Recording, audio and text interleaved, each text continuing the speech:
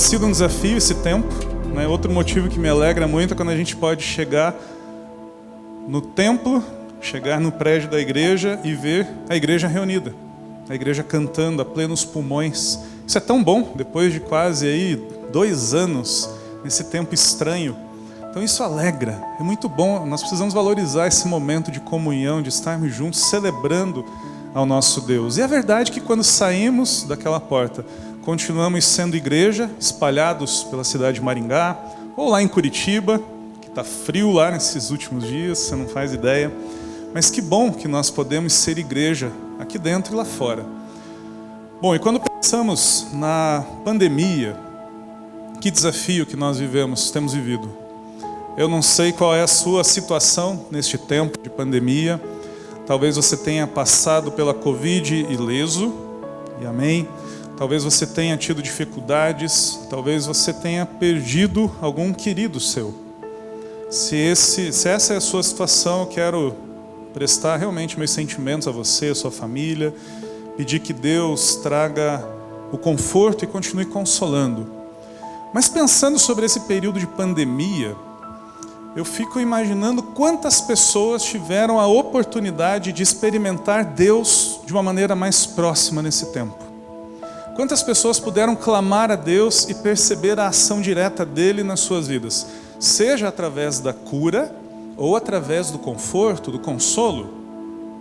Eu quero contar rapidamente uma experiência que eu tive nesse período e depois quero compartilhar da palavra de Deus, contar um pouquinho sobre a Crossover, aquilo que Deus tem realizado ao redor do mundo. Mas no último dezembro do ano passado, finalzinho do ano, eu comecei a ter os sintomas da Covid. E confesso para você, já não sou um jovenzinho como esses jovens que estavam aqui, né, celebrando esse trabalho maravilhoso, que Deus continue abençoando, mas também não me considero um jovem, pelo menos na mente, no coração. E eu pensei, não, eu sou jovem, esse vírus não vai fazer nada além do que uma gripe mais forte, talvez. E o fato é que com uma semana que eu comecei a apresentar os sintomas, fui fazer uma tomografia, porque eu estava com dificuldade de respirar e muito cansado, e aquela tomografia apontou 25% do pulmão comprometido. Era uma sexta-feira, e eu lembro que eu fiquei muito preocupado, me orando e preocupado com a família. E no dia seguinte, no sábado pela manhã, eu acordei muito mal. Os remédios já não seguravam a febre, a minha oxigenação caiu muito. Minha esposa falou que chegou no quarto, eu não falava nada com nada, estava meio confuso, e ela me levou para o hospital. E no hospital eu fiquei internado. Eu fui internado, e eu lembro que naquele sábado à tarde, eu orando e falando com Deus, preocupado, pensando na família. Eu sou casado com a Janaína, minha esposa amada. Tenho 2 crianças lindas que Deus nos deu de presente, a Sarinha com quase 12 anos, o Lucas com 8 anos. E ali no hospital, naquele sábado, eu comecei a fazer algumas orações. Talvez orações que são comuns quando nós passamos por problemas. E eu hoje reconheço que algumas daquelas orações que eu fiz, eu fiz de uma maneira muito racional. Quase como se fosse possível manipular Deus. O que é impossível, Deus não é manipulável. Mas sabe aquela oração de você chega e fala, Senhor, o Senhor não vai deixar acontecer isso comigo, vai? Eu estava orando assim. Eu falei, Pai, olha minhas crianças lá, poxa vida, 2 filhos lindos o Senhor me deu. O Senhor não vai deixar crescerem sem o pai aqui, né? E nada acontecia. Eu falava, Senhor, a minha mãe já perdeu uma filha. Tive uma irmã que faleceu há alguns anos. O Senhor não vai permitir isso. Falei até sobre a obra missionária. Eu falei, Senhor, completou 3 anos agora que o Senhor me chamou. Eu tinha certeza que seriam 30 pelo menos. Eu quero envelhecer, eu quero morrer velhinho de cabelo branco, se eu tiver cabelo ainda. Mas esse não vem ao caso. Eu quero morrer nessa obra, Pai. E nada acontecia. E no domingo pela manhã eu piorei. Eu lembro que vieram me buscar para repetir aquele exame de imagem do meu pulmão. Eu não tinha condições de caminhar. A enfermeira veio com uma cadeira de rodas, eu sentei naquela cadeira. Eles ligaram o oxigênio num cilindro, fui com aquele catéter de oxigênio, me levaram. E quando o médico retorna para dar o resultado do exame, já no meio da tarde, início da noite, ele fala, Arnaldo, 25% da cesta pulou para 50%. hoje. E quando eu ouvi aquilo, eu pensei, puxa, doutor, mas qual é a garantia que amanhã não vai estar em 80%? E ele olhou para mim e falou, nenhuma garantia. Eu falei, doutor, mas esse monte de remédio aqui que eu estou tomando não adianta nada. Ele, Arnaldo, é o teu organismo que combate. O remédio é para dar um suporte, mas não tem remédio para a Covid. Ele vai te ajudar a passar por esse tempo. Eu falei, que garantia que meu organismo vai reagir dele? Nenhuma. E ali naquele momento, quando o médico saiu, uma daquelas conversas muito profundas com o pai, eu falei, Senhor, vamos lá, vamos conversar agora sem manipulação alguma, vou deixar um pouquinho a razão de lado e eu vou abrir o coração. Eu falei, Senhor, eu sei que se eu morrer hoje, eu sei para onde eu vou, por aquilo que o teu filho garantiu na cruz. Porque um dia entreguei a vida a Jesus, eu sei que a hora que eu fechar os olhos aqui, eu vou despertar com o Senhor. Mas eu estou com medo, pai, eu estou com medo.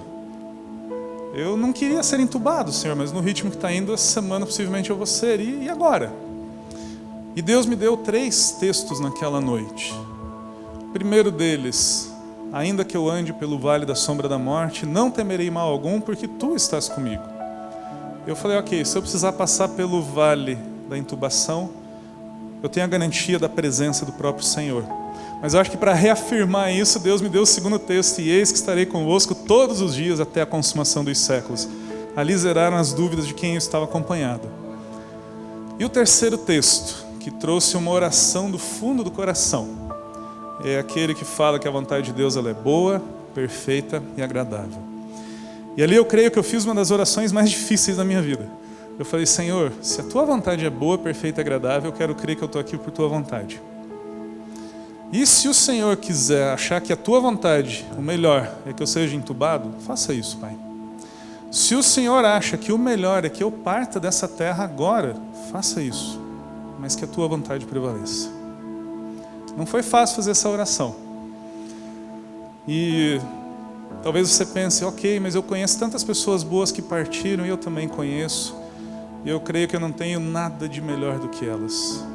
Simplesmente Deus olhou, e eu creio que olhou com misericórdia e falou, ok, eu ainda tenho algo para você.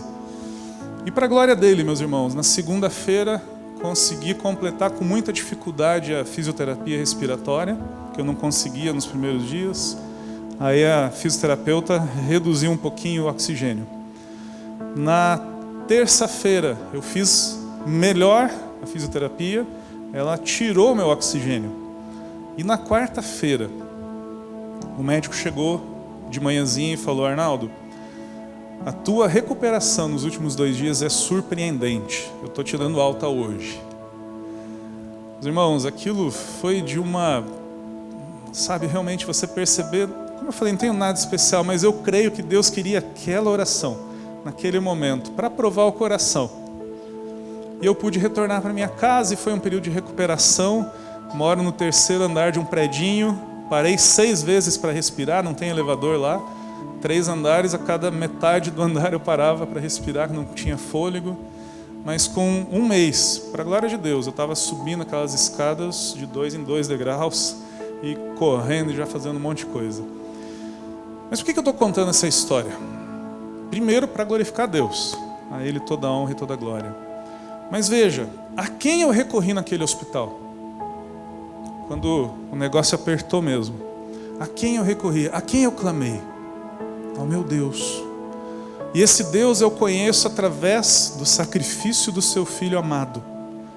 A quem, convencido pelo Espírito Santo, um dia entreguei a minha vida. Somente por esse motivo e porque algum dia alguém compartilhou desse amor, é que eu pude clamar a esse Deus.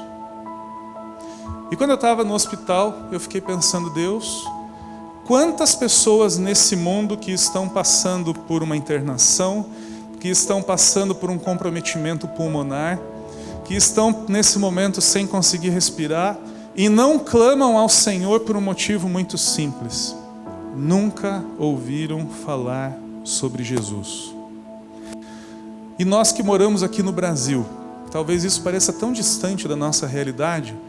É a minha segunda vez aqui em Maringá, a primeira vez foi num Vocari que teve, então eu não conhecia a cidade.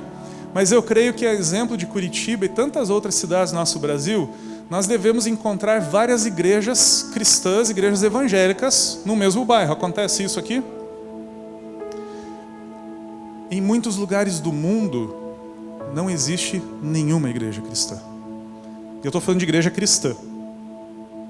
Qualquer igreja cristã, não há. E muitas vezes, por conta da nossa realidade aqui no Brasil, nós corremos o risco de achar que o mundo inteiro vive a mesma situação que nós vivemos. É verdade, existem necessidades, como vimos agora, é José Richa o nome do bairro, existem necessidades ali. E graças a Deus essa igreja, com a visão que Deus tem dado, está trabalhando naquele local. Mas existem inúmeros lugares do mundo aonde o Evangelho de Jesus ainda não chegou. Eu vou pedir para a nossa irmã projetar o primeiro vídeo que eu enviei. A gente vai entender um pouquinho melhor e depois eu quero compartilhar o texto da Palavra de Deus.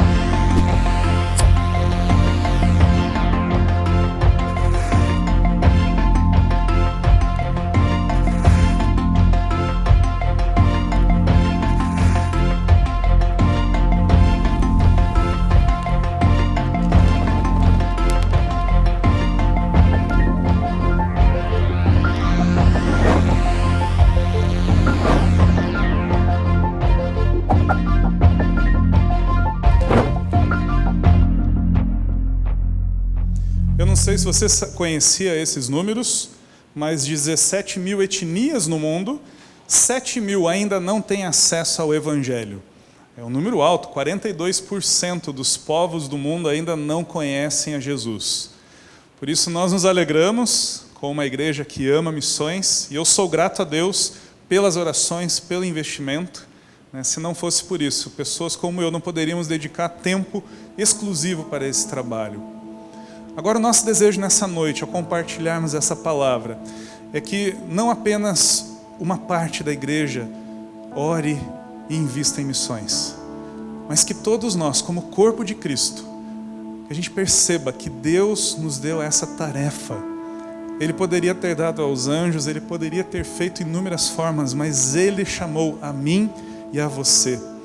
Agora, quando nós olhamos para esse número, 7 mil povos, deixa eu dar 2 exemplos de situações que eu testemunhei e eu ouvi testemunho. O primeiro deles, estive na Turquia há alguns anos, primeira vez que fui para a Turquia, nós entramos numa loja, e naquela loja a dona, a pessoa que estava atendendo, ela perguntou: de onde vocês são? E a equipe nossa respondeu: nós somos do Brasil. Ela: Brasil, brasileiro é querido, em vários lugares do mundo. E aquela mulher, ela falou: que legal, e é no Brasil que tem uma estátua, assim, de um homem que está assim, de braços abertos? Isso mesmo. Ela falou: como é o nome mesmo daquele homem? Ela não fazia ideia de quem era Jesus. Ela não sabia. E um rapaz, um missionário que eu conheci, ele trabalhou no norte da África, e ele contando que chegou num vilarejo, e naquele vilarejo ele começou a falar que Jesus era muito bom. Que Jesus era bom. E as crianças que estavam próximas a ele olharam e falaram: tio, mas esse Jesus que está falando é de comer ou é de beber? Porque ele é muito bom? E eles não faziam ideia de quem era Jesus Cristo. É verdade que poderia ter falado o pão da vida, a água viva, não sei se ele fez isso. O que Deus tem para mim e para você com a evangelização global? Muitas vezes corremos o risco de achar que um grupo seleto de aventureiros vão deixar as suas casas e vão lá para o outro lado do mundo. Opa, não. Alguns irão para o outro lado do mundo, outros trabalharão local, outros irão lá no bairro José Richa.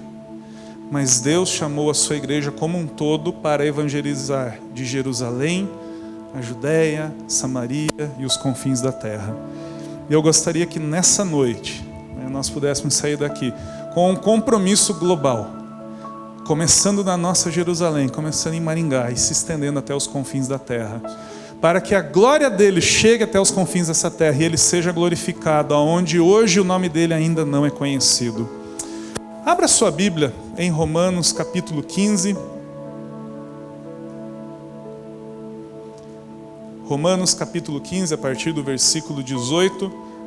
Nós vamos perceber como Deus tem levantado pessoas, desde o tempo em que o Novo Testamento foi escrito, para nos relembrar, para despertar o nosso coração, para que a chama, o ardor missionário permaneça aceso, desde a nossa Jerusalém até os confins.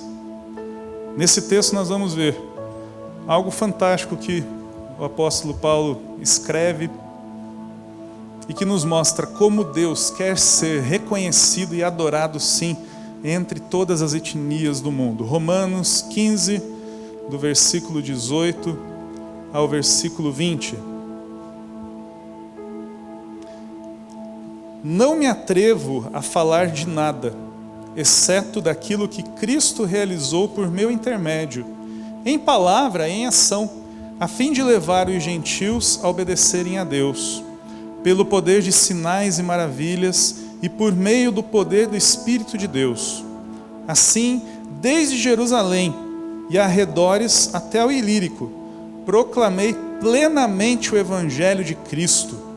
Sempre fiz questão de pregar o Evangelho onde Cristo ainda não era conhecido, de forma que não estivesse edificando sobre alicerce de outro. Eu amo esse trecho das Escrituras.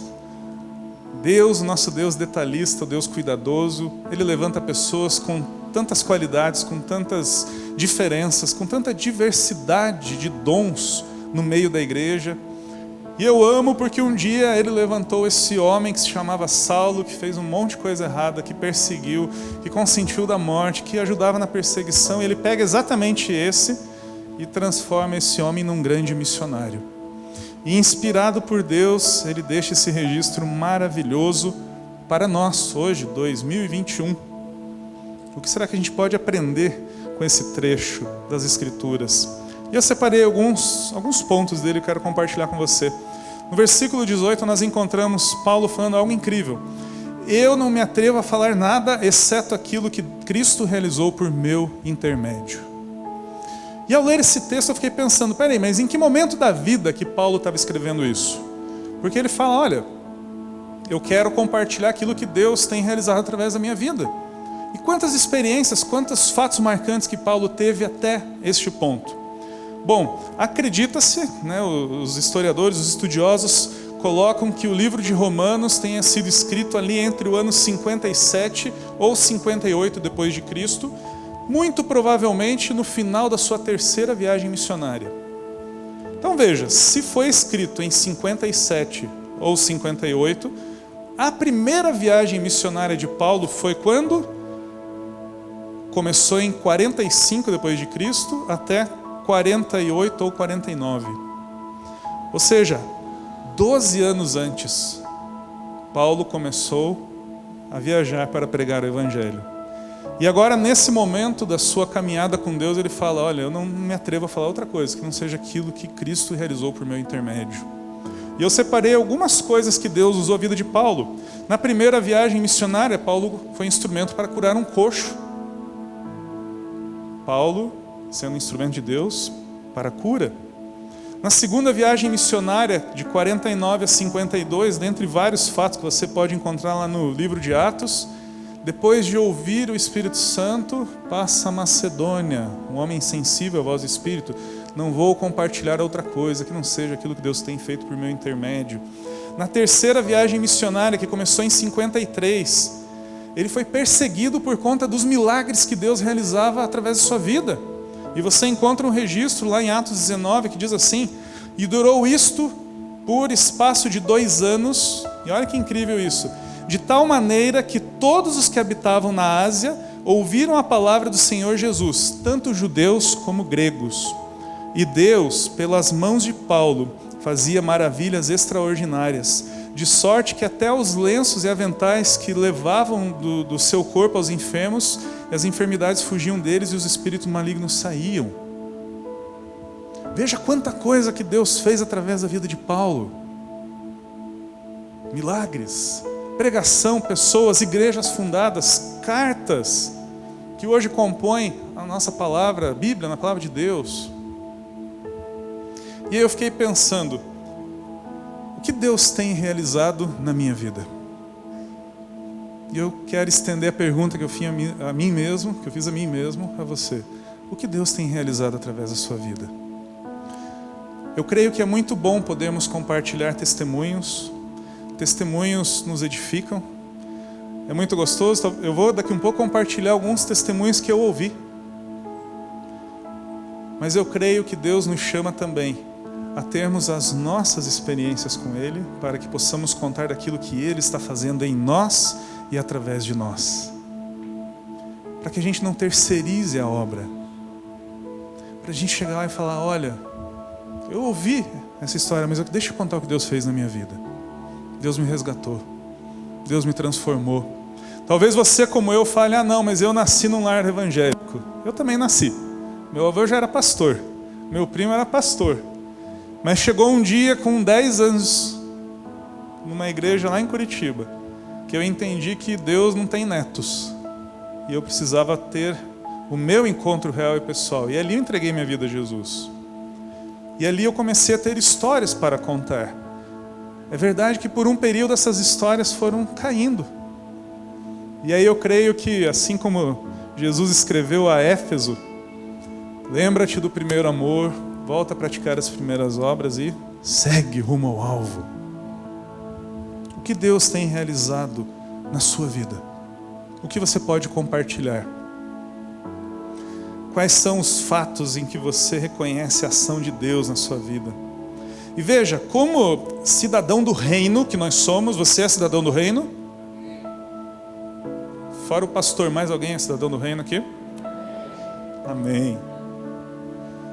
Como cidadãos do reino, Deus pode nos usar de Maringá até os confins da terra. Você crê nisso? Talvez você fale, peraí, mas eu nunca saí de Maringá. Não tem problema. Deixa eu falar uma coisa para você. Deus é tão criativo, mas tão criativo que se você não vai para povos não alcançados, Deus pode mandar povos não alcançados para você. Vamos lá, como é que Deus pode te usar? Deus pode te usar na igreja local. E aqui começa tudo. A nossa organização, ela é um movimento, de plantação de igrejas entre povos não alcançados. E quando chega algum obreiro novo que quer participar desse processo de plantação de igreja, a primeira coisa que a gente pergunta é: que igreja você é membro? Eu sou membro da Igreja Presbiteriana Vila Operário, lá em Maringá. Legal. Carta de recomendação do seu pastor. Primeira coisa. Seria incoerente mandar alguém para plantar a igreja que não tem uma experiência na igreja local. Então o primeiro ministério que Deus nos chama é na nossa igreja. Participando dos cultos. Minimamente isso, ficou mais difícil no tempo de pandemia, mas agora retornando, que bênção. Participando dos ministérios, sim. Orando. Se colocando à disposição de Deus. Sustentando. Olhando projetos como esse e falar, será que Deus quer me usar no bairro José Richa? Como eu posso fazer isso? Eu não tenho condições de ir andando até lá. Eu vou orar, eu vou colocar os meus joelhos no chão e vou orar por isso. Deus nos usa Mas talvez você fale, ok, aqui em Maringá ficou fácil, eu já entendi, mas e povos não alcançados? Deus pode me usar? Pode. Pode e vai. É só você deixar. É só a gente não atrapalhar que Deus usa, que é uma maravilha. A gente que atrapalha às vezes. Como? Eu não conheço a realidade aqui de Maringá, mas Maringá tem recebido refugiados de outros países aqui? Legal. Já começou a orar por alguma etnia que está chegando aqui em Maringá? Talvez você comece a orar por etnias, você vai descobrir, você vai pesquisar e você vai perceber que Deus pode estar mandando um refugiado do norte da África e que ele mora num país onde há perseguição e ele não vai ouvir de Jesus lá, mas agora ele está aqui no Brasil e não tem nada que impeça ele de ouvir. E imagine que bênção se Deus usa a sua vida, você ora, aí Deus vem e fala, filho, já que você está orando, compartilha lá. Mas eu não sei o que falar. Compartilha aquilo que eu tenho feito na sua vida. Como Paulo falou. Aí você vai, compartilha. Imagine que privilégio se você ganha esse refugiado para Jesus e ele se estabelece aqui e um dia a situação no país dele muda e ele retorna para aquele país cristão, convertido, discipulado e começa a plantar a igreja lá naquele país. Quem foi o instrumento que Deus usou?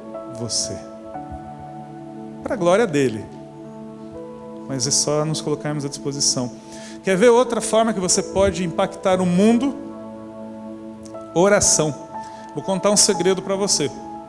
Oração não precisa de visto nem de passaporte. Sabia disso? Nesse tempo de pandemia, muitas viagens que nós tínhamos de treinamento acabaram. Mas a gente tem percebido que além do Zoom e do Google Meets, muito antes deles existirem, a oração já estava atravessando fronteiras. A oração não tem nada que segure. E há alguns anos, minha esposa e eu estávamos na Índia, saindo de um vilarejo no interior do estado mais pobre da Índia. Eram 7 ou 8 horas de trem. A igreja que estava sendo plantada ali naquele vilarejo era a única igreja cristã. O vilarejo ele era dividido de um lado hindus, e tinha uma ruazinha de terra, do outro lado muçulmanos. E naquela tarde, crianças, filhos dos muçulmanos, crianças, filhos dos hindus, foram na casa do nosso irmão e tínhamos ali 82 crianças ouvindo do Evangelho e boa parte deles pela primeira vez na vida.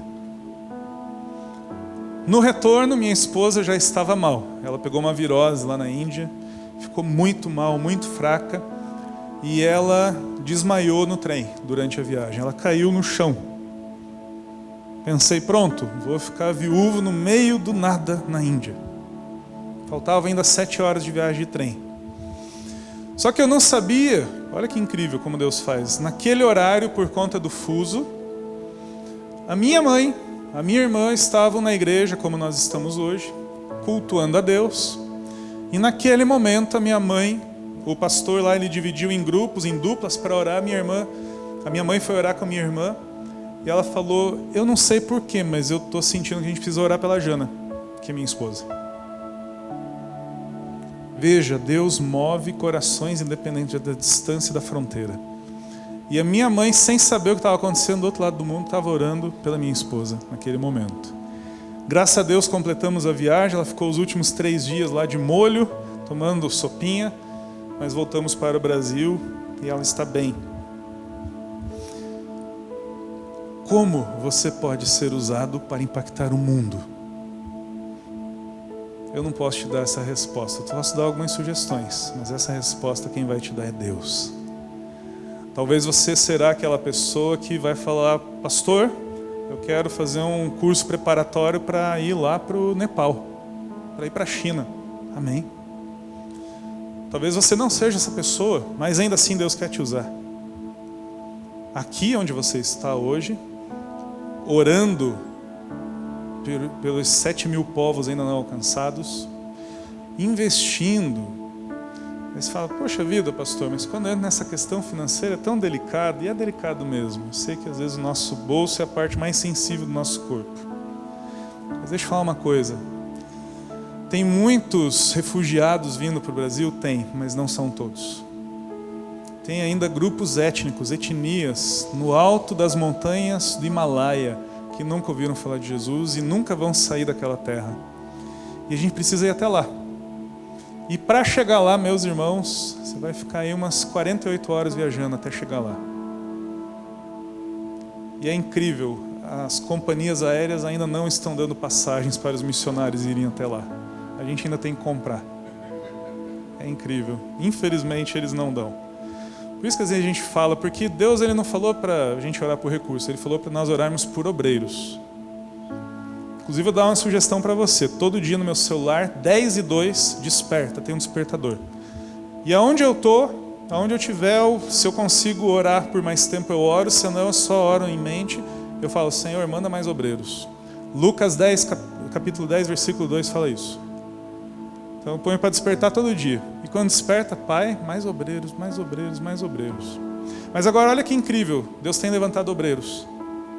A gente está com 2 famílias lá na base hoje ajudando, por quê? Porque eles ainda estão captando recursos para ir para o campo. Veja, o mais difícil Deus fez, que era levantar obreiros. Agora a gente precisa enviar esses obreiros. Então veja a importância que nós temos quando ofertamos para missões. Mas veja, Paulo ele continua falando no versículo 19, com poder e maravilhas. E Deus usou a vida de Paulo de uma forma incrível. E Deus continua agindo com poder hoje. Deus continua fazendo as suas maravilhas hoje. E certa vez uma pessoa na igreja me perguntou, pastor, por que parece que naquele tempo de Jesus acontecia tanto milagre, né? E hoje a gente olha, a gente sabe que Deus continua agindo, mas parece que os milagres não são tão intensos. Olha, não sei, Deus continua agindo, Deus é Deus. Agora uma coisa também é verdade, quando Jesus veio instaurar o reino de Deus, esses sinais e maravilhas o acompanharam. E hoje nós temos visto em muitos lugares do mundo, onde as trevas reinam de maneira total, o Evangelho chegando com sinais e maravilhas. E Deus tem feito muita coisa. Deus tem realizado coisas incríveis. Eu vou te contar um testemunho. Um obreiro nosso, num país de maioria muçulmana, contou que um muçulmano teve um sonho. E nesse sonho um homem apareceu para ele, não se apresentou como Jesus, mas estava todo de branco e falou assim, vou dar um nome para ele fictício, tá? Mohammed, anota o endereço que eu vou te passar, porque nesse endereço vão te apresentar quem é o filho de Alá. E no sonho, um homem muçulmano falou, ei, Alá não tem filho? Como assim? E o homem repetiu, anota esse endereço, porque nesse endereço te apresentarão quem é o filho de Alá. E Alá é Deus em árabe. E aquele homem despertou, ainda com o endereço que a pessoa deu, anotou esse endereço, levantou a família dele, a esposa, os filhos, e falou, vamos. E a esposa, mas o porquê? Vamos, a gente precisa ir conhecer o filho de Alá. Quem é o filho de Alá? E chegou nesse endereço, era um endereço onde estava sendo plantada uma igreja. Nosso obreiro conta que ouviu a batida na porta, abriu a porta assustado, porque é um país onde existe perseguição. E ele olhou e falou, bom dia, posso lhe ajudar? E aquele homem falou, é aqui que vão me contar quem é o filho de Alá? Nosso obreiro ele olhou e falou, ixi, é a polícia. E agora? Ele, não entendi, desculpa. Vocês vão me falar quem é o filho de Alá ou não? E aquele nosso obreiro convidou o homem para entrar, perguntou, e quando o homem contou do sonho, ele falou, eu vou te apresentar o filho de Alá, pode ter certeza. E compartilhou do Evangelho, aquele homem saiu de lá entendendo quem era Jesus Cristo.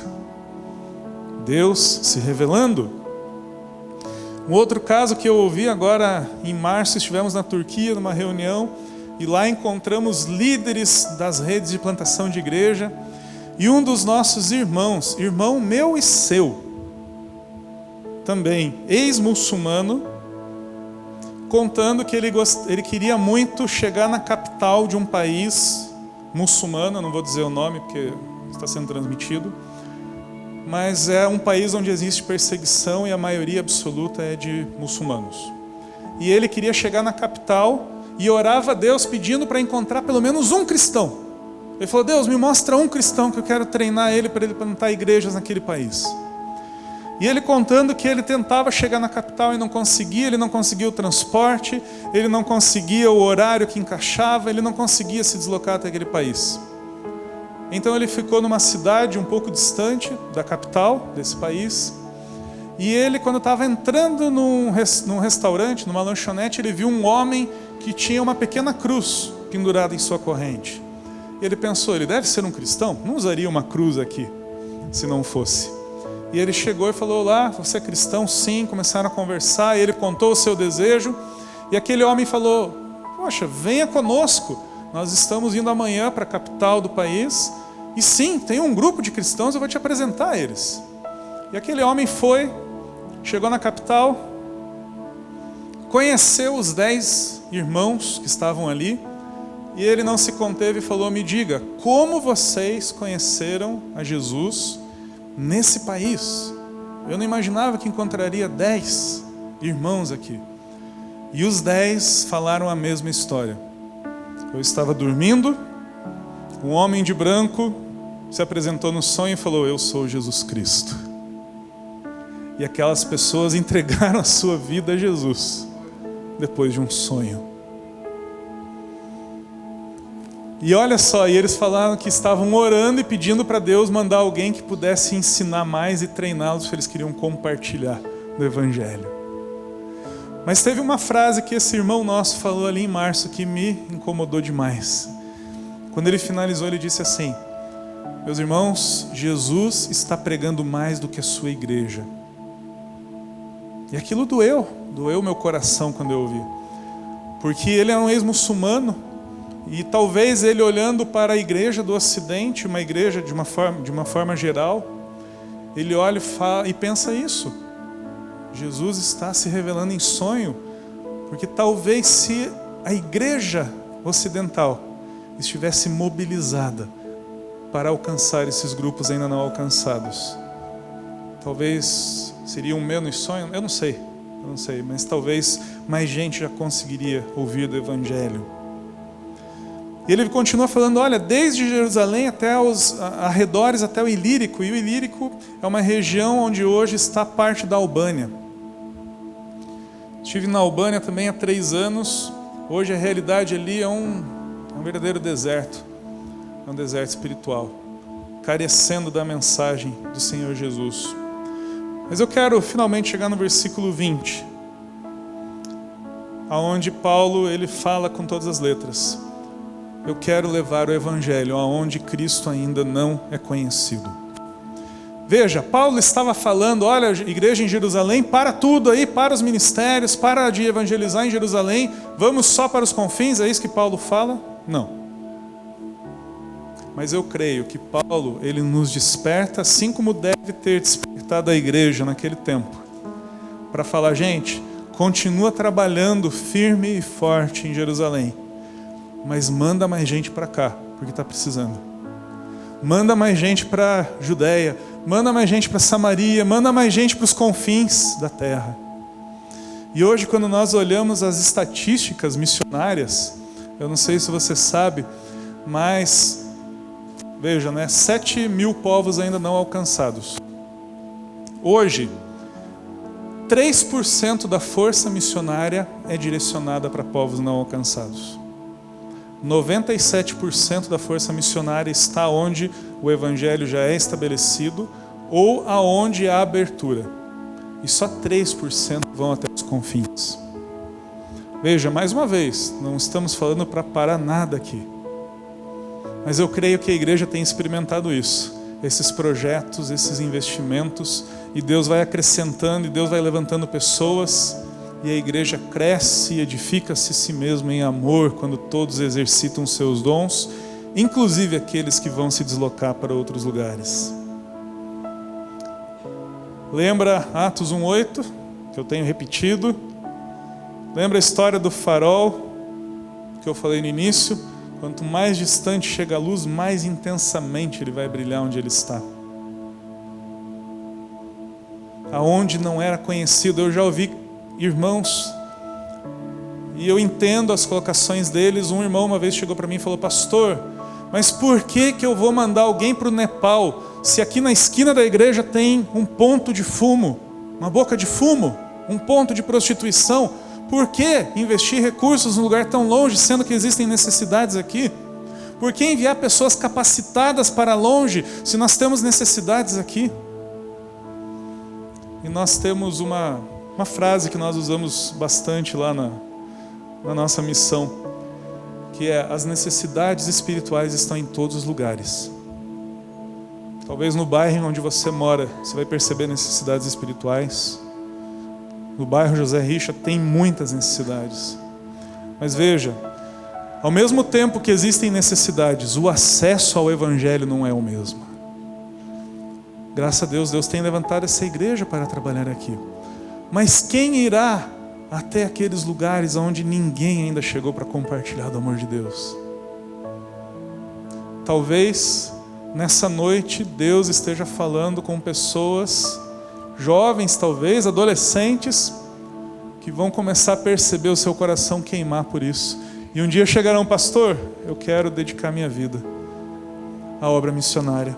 Eu quero ir onde ninguém está indo, eu quero pagar o preço disso. E talvez não se espantem se Deus fizer isso com um líder. Não se espantem se Deus fizer isso com alguém extremamente capacitado. Lembra da igreja em Antioquia, o que aconteceu? E eles louvando e adorando, separar, Deus, o Espírito Santo pediu para separar quem? Líderes da igreja. Pessoas que faziam a diferença na igreja. E a igreja falou o quê? Se é o Espírito Santo que está mandando, abençoa. Vai, meu filho, não vamos segurar a bênção não. E Deus com certeza acrescentou outros. Mas existe um preço a ser pago. No início do culto, o pastor comentou do missionário Ashbel. Se ele não tivesse pago o preço de sair dos Estados Unidos para vir para o Brasil, 1800 e pouco, 1859, o Brasil não era como é hoje. Talvez muitos americanos olharam e falaram: meu irmão, você vai para onde? Para o Brasil, aquele país subdesenvolvido, aquele país horrível, parece uma floresta. Você vai para lá mesmo? Não, assume essa igreja aqui. Não faça essa besteira. Mas ele preferiu obedecer a Deus. E aí volta no tempo e pensa: se ele não tivesse pago o preço, será que você estaria aqui hoje? Ok, Deus é soberano, a sua misericórdia é tremenda. Mas veja quantas pessoas alcançadas, quantas igrejas plantadas pela instrumentalidade de um homem que se colocou à disposição para fazer a diferença numa nação que ele não conhecia, num povo que talvez ele nem gostasse muito. Não sei. Talvez aprendeu a amar, não sei. Mas ele se colocou à disposição. Quem vai pagar o preço? Quando nós olhamos para o desafio, 7.000 povos ainda não alcançados, nós corremos o risco de olhar pela perspectiva do desafio e falar: Deus tem muita coisa para fazer ainda. Será que vai acontecer? Deixa eu compartilhar algumas notícias boas e aí eu quero encerrar contando um pouquinho da nossa missão. A Crossover nasceu nos Estados Unidos em 1987. Deus levantou 2 jovens, pastor Bill Jones e pastor Jason, e aqueles 2 jovens começaram a mobilizar outros jovens para viagens de curto prazo. Depois de alguns anos, eles perceberam que precisavam enviar pessoas para plantar igrejas mesmo, não apenas em curto prazo, mas a longo prazo. Em 96 veio para o Brasil, a Crossover foi a 2ª base no mundo. Depois nasceu na Moldávia e depois em outros 3 países. Hoje somos 6 bases ao redor do mundo. Mas o que eu gosto de destacar é que, mais uma vez, através de uma pessoa que se colocou à disposição daquilo que o Espírito Santo pedia, para a glória de Deus, ao longo desses 34 anos, Deus permitiu a esse movimento treinar mais de 1.700 plantadores de igreja ao redor do mundo. E esses 1.700 plantadores de igreja, que têm atuado em 34 países, foram instrumento para alcançar 107 etnias ao redor do mundo. E como resultado dessas 107 etnias, mais de 2.500 igrejas têm sido plantadas ao longo dessas 3 décadas. Toda a glória ao Senhor, porque humanamente falando e com os recursos que tínhamos desde o início, isso é impossível. Mas graças a Deus que a matemática de Deus não é a nossa. O que é impossível para nós, para Ele, é possível. E Deus tem usado dessa forma, e o nosso foco, a gente fala em povos não alcançados, fala. Menosprezamos outros trabalhos? De forma alguma. Mas nós entendemos que, como nós corremos o risco de olhar para a nossa realidade, precisamos ser aquela voz lembrando, gente, vamos lembrar dos povos não alcançados, vamos enviar, você não vai, então quem vai ser o seu representante, como dizia Oswald Smith, né? Se você não vai até povos não alcançados, quem será o seu representante? Então veja, o desafio ele é grande, ele é muito grande, mas Deus tem realizado. E algo que me ajudou muito, há uns 2 anos, Deus me permitiu reler Apocalipse 9:7 de uma nova forma e olhar não sob a perspectiva do desafio, mas sob a perspectiva do que vai acontecer. João, quando teve a revelação, ele viu o que vai acontecer. Você concorda com isso? Você acredita que o Apocalipse vai acontecer? Amém. O que João viu? Pessoas de todos os povos, tribos, línguas e nações adorando o Cordeiro. Veja, a questão não é será que vai, não é o se, é quando. João viu o que Deus revelou a ele, e Deus vai ser adorado da maneira que ele merece. Deus será glorificado como ele merece, e de acordo com o que o seu Filho Jesus fez na cruz. Então, não vamos olhar pela perspectiva do desafio, ele é grande sim, vamos olhar pela perspectiva da promessa, da visão dada a João. E o que existe entre o desafio e o que foi revelado a João? Nesse meio aqui, estamos eu e você. A gente fala que nós temos plantado igrejas multiplicadoras, nós queremos multiplicar. Assim como o grão de mostarda, pequenininho, ele cresce e se torna uma grande árvore. Queremos multiplicar. Eu quero convidar você a ser um multiplicador. Como? Quero te desafiar nessa semana a falar: Deus, como é que eu posso orar por povos não alcançados? Deus, o Senhor me quer entre povos não alcançados? E não apenas enviar um representante, mas eu gostaria que você compartilhasse com pelo menos um crente que você conhece e falar assim, você chega para ele e fala: viu, meu irmão, você sabia que no mundo existem 17 mil povos e 7 mil ainda não ouviram falar sobre Jesus? Só isso. Não é muito, né? Porque eu creio que a partir do momento em que a igreja, em que os crentes começarem a orar pelos povos não alcançados, Deus vai começar a levantar mais gente. Porque muitas pessoas serão a resposta da própria oração. Deixa eu orar por vocês. Me permitam orar, pastor? Feche seus olhos, baixe sua cabeça. Há alguém aqui que nessa noite quer falar: Deus, eu quero ser instrumento nas tuas mãos para povos não alcançados. Eu não sei como ainda. Tudo isso aí que o pastor falou, eu não sei como é que vai ser, mas eu simplesmente quero falar: Senhor, eis-me aqui. Alguém, levanta a mão para a gente orar junto. Amém, amém, amém. Mais alguém? Amém. Fala: Deus, eu quero colocar meus dons, meus talentos, meu conhecimento, tudo que eu sou, que eu tenho, para que o teu evangelho chegue aos confins, começando aqui de Maringá até os confins da terra. Amém. Amém. Amém. Lá na galeria.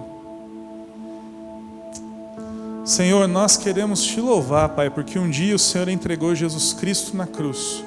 O Senhor não deu pouca coisa, o Senhor não deu o resto, o Senhor deu o melhor. O Senhor deu tudo o que o Senhor tinha de melhor, que era o seu próprio Filho, que se esvaziou da sua glória para se tornar um homem e viver como um homem, mesmo sendo Deus. E Pai, nós te agradecemos porque um dia essa mensagem nos alcançou, Pai. E isso nos alcançou por quê? Porque pessoas se colocaram à tua disposição, Senhor. Muito obrigado por aqueles que compartilharam do Evangelho para com as nossas vidas, Senhor. Mas, Pai, nessa noite, quando nós conhecemos ou relembramos a realidade do mundo, Pai, Senhor, isso arde no nosso coração porque nós te amamos, nós amamos a tua glória e nós queremos ver o Senhor sendo glorificado da maneira que o Senhor merece. Pai, e cada uma dessas pessoas que levantaram suas mãos agora, Pai, eu não sei o que o Senhor vai fazer, mas eu sei que o Senhor é poderoso para fazer abundantemente além daquilo que pedimos ou pensamos, segundo o poder que em nós opera, Pai. E, Pai, usa cada um destes e daqueles que ouvirão através destes, para que o Teu Evangelho seja estabelecido nessa terra e o Teu nome seja glorificado, Pai. Abençoa cada família representada aqui, Senhor. Que o Teu nome seja glorificado em nós e através de nós, Senhor. Nós Te louvamos e agradecemos no precioso nome de Jesus. Amém e amém. Muito obrigado. Que Deus abençoe a todos.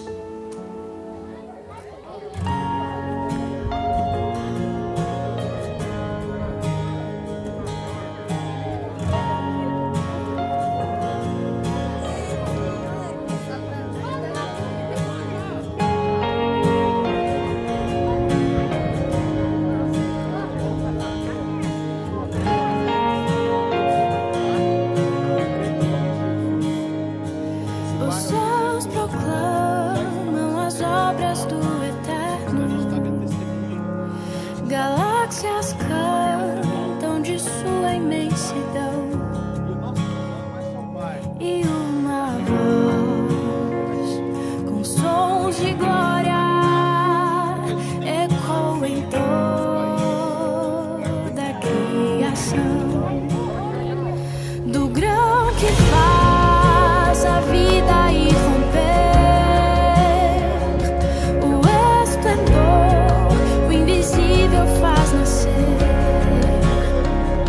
e uma voz com sons de glória ecoa em nosso coração.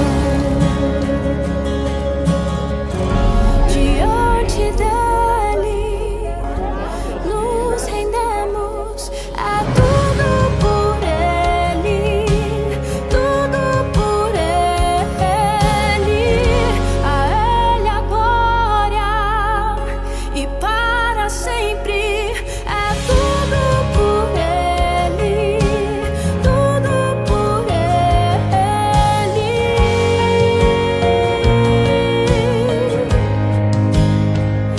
Em oração e na palavra seguiremos,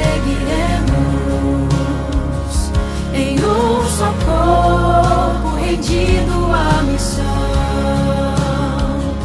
e nossa voz com sons de glória irá romper a escuridão.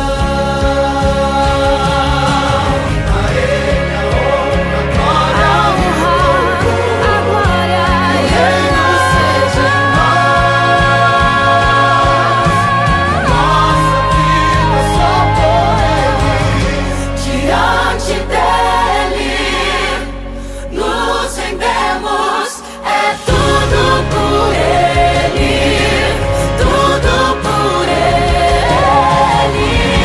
a ele a glória e para sempre, é tudo por ele, tudo por ele,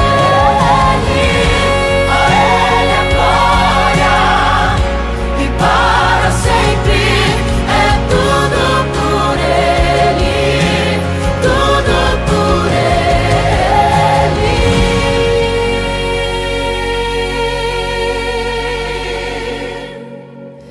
A ele a honra, a glória e o louvor, que o reino seja em nós, e nossa vida só por